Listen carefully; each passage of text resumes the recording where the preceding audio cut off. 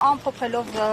ընտրական process-ը, ինչ զգացում ունեք այսօր, երբ փաստացի ձեր բոլոր կանխատեսումները, ձեր գործընկերներին ուղղված ձեր զգուշացումները ընտրական process-ի վերաբերյալ իրականություն են դարձել, ինչ եք կարծում, օրինակ ձեր առաջարկած օրակարգը impeachment-ը այլ հանգրվանի կբերեր։ Ես դրա համար ուրախ չեմ եւ հիմա չեմ կարծում, որ իմաստ ունի դրա մասին խոսել։ Հիմա քաղաքական այն ուժերը, ովքեր անցել են խորհրդարան, այսինքն ում սատարել է մեր ժողովուրդը չափով, նրանք պետք է որոշում կայացնեն եւ մենք բոլորս պետք է որոշմանը ենթարկվենք, մենք բոլորս պետք է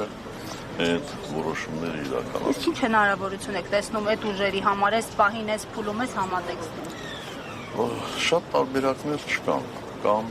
մանդատները ստանում են գնում են խորհրդարան, կամ հրաժարվում են մանդատներից։ Այդ երկու ձևերի մեջ, երկու երկերի մեջ կան եւ առավելություններ, կան եւ բացասական կողմեր,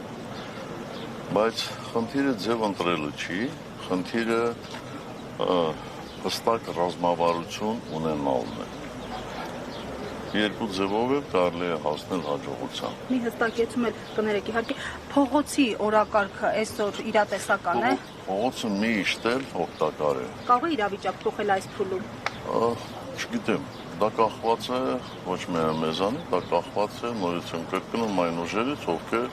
ստացել են բավականաչափ մեծ սատարում մեր ժողովրդի կողմից։